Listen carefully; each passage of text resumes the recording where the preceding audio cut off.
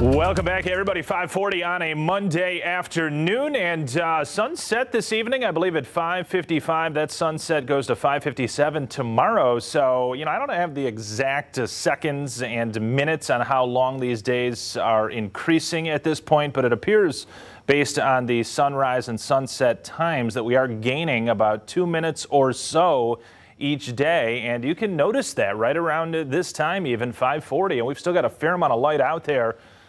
Yeah, but not really going to be helping us out in this 7-day forecast because the most frigid air of the season is going to be arriving. Folks, it's not that hard to achieve that, though, when you've gone through November, December, and January and pretty much skated free of any severe weather around here. Not to say that this is going to be, the coldest air we've ever seen, but it's going to be pretty cold, and once we get towards Saturday, Sunday, Monday, and Tuesday of next week, we're starting to get down into that territory where you might want to think about, leaving the water trickling out of the faucets and stuff like that, because I know back at home a couple of years ago when we had a real Arctic attack, we had the pipes freeze up. What a nightmare that is. Keep it in mind as we get towards especially the back half of the weekend. Next system arriving on Thursday.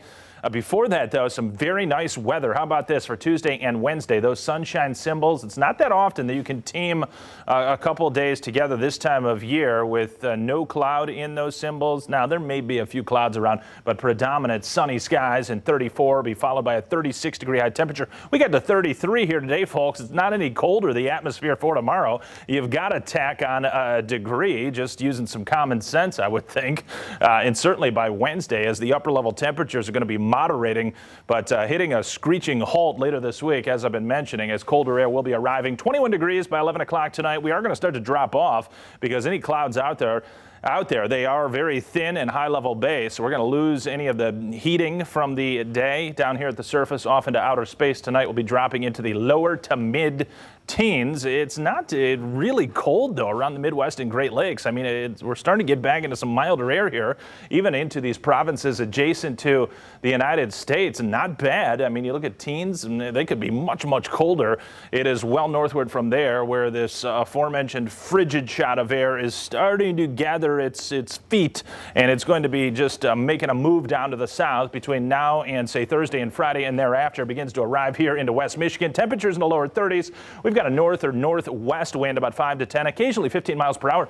But as we get into nightfall, those winds are actually going to lighten up even further into the overnight, and with these relatively clear skies, we will notice that temperatures are going to be falling off pretty noticeably. So when you step outside later tonight, taking that dog out for a walk, going to the bathroom, whatever you're doing, be properly attired. It will be cold, and tomorrow morning heading off to work. A couple flurries over towards the Detroit area. Not too much of a fuss there, though. It's right along the East Coast where we've got just a colossal storm dropping about 1 foot to 2 feet of snow, and it's just not even moving. I mean, it looks like the same radar picture as I was showing you last night at 10, 11 o'clock. So those folks are just getting pummeled.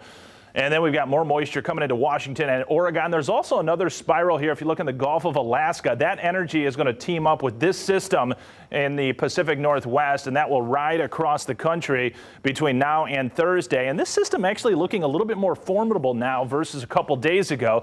It's just that the temperatures are going to be marginal because we're going to be getting milder each and every afternoon. Low to mid-30s tomorrow again, and then squarely in the mid-30s on Wednesday. We'll continue on with this European model. Pretty quiet. It's just high pressure overhead, and then eventually clouds start to increase later Thursday. I should say late morning Thursday. By the afternoon, we're going to have some rain and snow showers arriving.